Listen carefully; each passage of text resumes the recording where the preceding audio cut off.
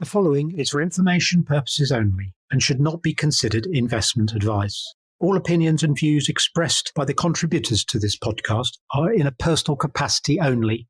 They do not represent the views of Progressive Equity Research or any other organisation mentioned in this podcast.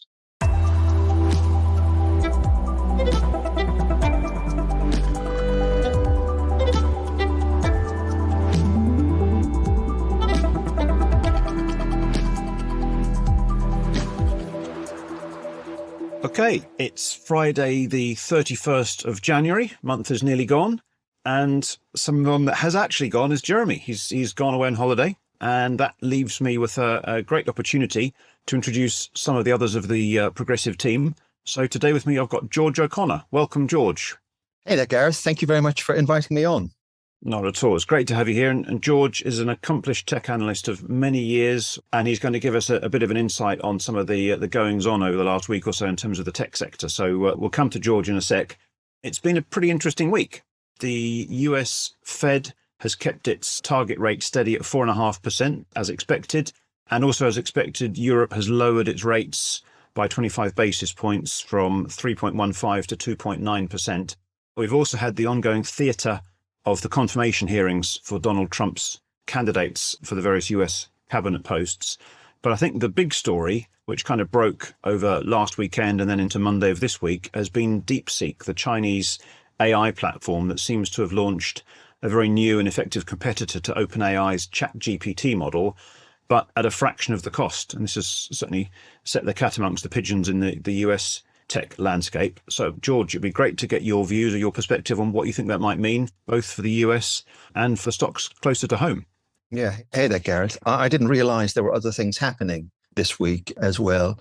Pretty much the only show in town, yeah. What a remarkable week we're having. So there's $1 trillion in shareholder value up in smoke. Trading screens doing a downhill mogul black run. Companies at a loss to ease investor concerns. And it's only noon on Monday. Yeah. What a remarkable week. Now, paradoxically, rolling forward 5 days, here we are coming to the end of the week, and we see valuation and index moving sideways. So we've got the PE move from 17.5 to 17.8 times. We've got the techMark index plus 2.7% year to date. We're all entitled to ask the question, what on earth just happened? Unfortunately, you've already given the answer to that on DeepSeek. Now, everyone has their view on it. But for me, to try and unpack this, it's really a story about the economics of the AI industry. You already flagged up, price has changed by a fraction. Now, that fraction is 1/30th of the price in terms of LLM, and that's comparing DeepSeek to OpenAI. Now, the large language models are really the engine room of AI technology. The industry has been talking about the commoditization of these large language models. Now, large language models have soaked up all of the capital spend, but now this has completely changed with a brand new entrant with DeepSeek. As we think through it, because you talked through what was going on in the political landscape in America, but one of the things they're thinking about now is what happens to Stargate. Now, Stargate, as you know, is the big sort of AI infrastructure initiative in the US. The plan there was to spend $500 billion developing that over the 4 years. Coming back to the UK government's really sort of pedestrian spending derided as too little now looks inspired. Also, a little bit more provincially, this is great news for LSE. In terms of the companies in our UK tech universe, the rules have been torn up. But more importantly now for me, the value changes from LLMs up to the business logic layer. Now, that's the application layer, and that's where the UK plays a role. In all of this, I find myself agreeing with Donald Trump. This is absolutely a wake-up call for the industry. Yeah, it is. It's really interesting that, as the economics change, as you say, it's going to be a cheaper technology, more broadly available, more widely used, and the benefits should flow in many more directions. And that should happen more quickly than we'd expected. So you're right. There are a lot of positives from this, aren't there? Absolutely. And you already talked about, we also had results this week. And one of the signposts we're getting there is that AI is now featuring not just from the chat, because it's been in the chat for quite a while. It's now appearing in terms of the numbers. So we had a print from Microsoft. Their AI ARR is now $13 billion. That's up 175% year on year. IBM called out its AI order book greater than $4 billion. Now, at the same time, we also had research on the consumption of AI. That's from those clever clogs over at CB Insights. They were out chatting to 50 companies. And what they're saying is that Gen AI is still at a really early stage of adoption.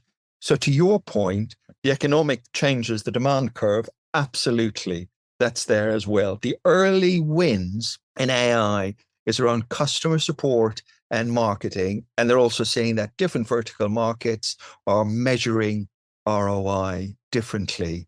Now, at the same time, AI is still suffering from the appropriateness of the technology in areas of security, data sovereignty. Clearly, we're talking to a capital markets view where everyone is concerned about the legal and regulatory concerns.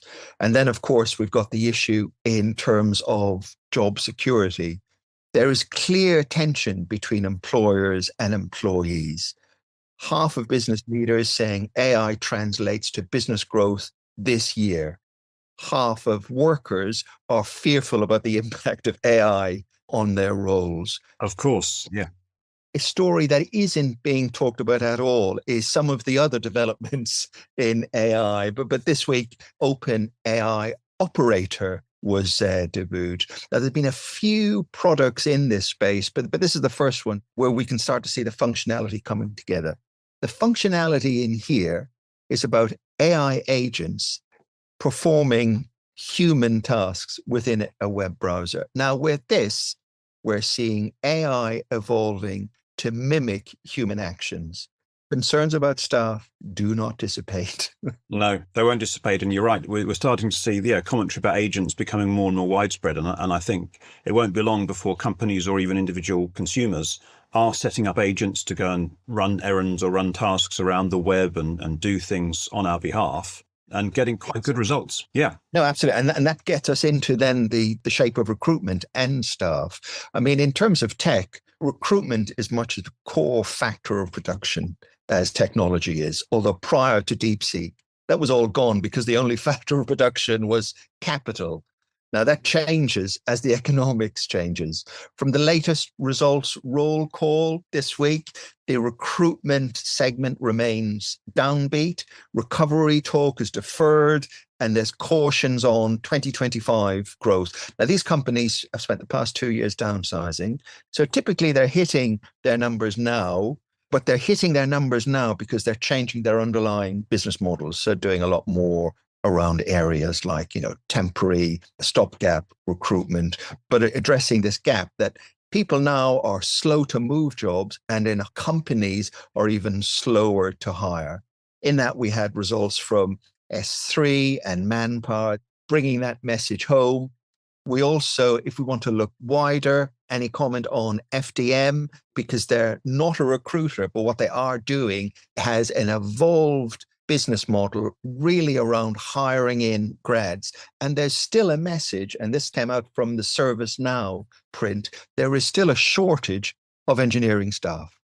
It's strange. And you're right, just to cut in on FDM, it's a stock that we know reasonably well. And yes, they've cut their cloth. They've reduced their internal headcount by about 30%. They've had a significant reduction in the number of consultants they have on client sites over the last 2 or 3 years. And I understand consensus did decline for 2025. They trimmed expectations for the current calendar year, but they are performing really not too badly. They're delivering cash, they're delivering profitability, and they've adjusted and cut their cloth to suit the market conditions that they're finding themselves in. And I think that's where a lot of businesses are. Great flexibility. Yeah, there is great flexibility. And that's where the recruiters need to learn, actually, from companies like that who can flex up and down as conditions warrant. Yes. Also this week, we had Computacenter. Computacenter was a story of, for this year, at the lower end of adjusted PBT guidance. Computacenter, as you know, is an infrastructure supplier, guys. So they will do PCs, servers, and then the associated implementation services around it. Now, the story here is that this was a company on the cusp of delivering 20 years of unbroken EPS growth. And this was the 20th year. And now that looks like a big ask. But what have they been doing? Like everyone else on the market, they've spent the years buying back their shares. They finished their buyback, they said 9 months ahead of schedule. Now, why would they be doing that? Now, we're both thinking, well, that's the denominator they're playing with. Okay. As we look to the numerator, you're thinking, oh, God, they're starting from a hard ask with the adjusted PBT number. However, now we've got to get into the weeds in terms of understanding what exceptionals can they throw at the tax rate in order to bring the effective rate down. 20-year record set straight, yes. A slim chance. And as we know, the CFO left back end of that year, but typically they don't report on the EPS number at their FY trading update in January. So we've got to wait till March. Okay. Also on that front, we had Sage, Q1 update from Sage. They've been banging out sort of 10% growth now for a while, and they did that again. Company reiterated their FY guidance, i.e. better than 9% growth. They also have AI at the application layer, really sort of borrowing from what Intuit has done, but also, in fairness, what Microsoft is doing with Copilot. Very disappointingly, they're only at sort of sign up, put me on the waiting list, rather than having product in the market. If we look at Microsoft, it's got Copilot in the market. If we look at Intuit, it's got product in the market. And in fairness, as does SAP. So in terms of my lens, a very full week in terms of updates and results coming through the company, but absolutely marked by the DeepSeek story. How about you, Gareth? Did you see much from a reporting side?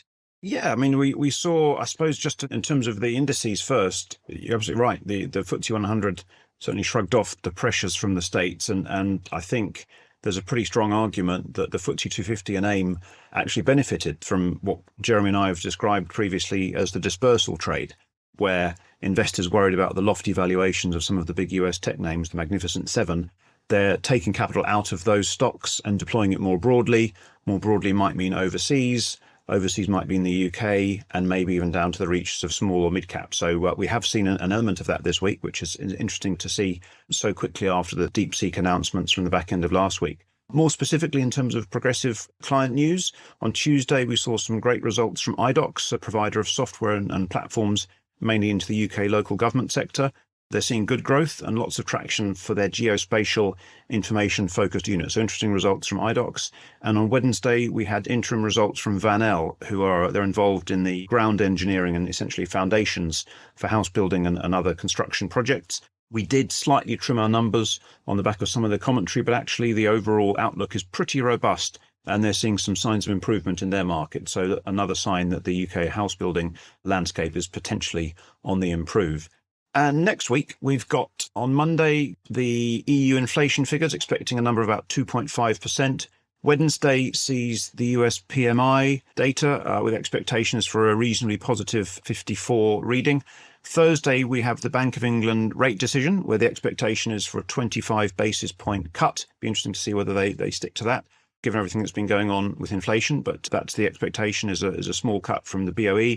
And then Friday, we have US employment metrics. They're giving us the non-farm payroll data on Friday of next week. So lots to look forward to.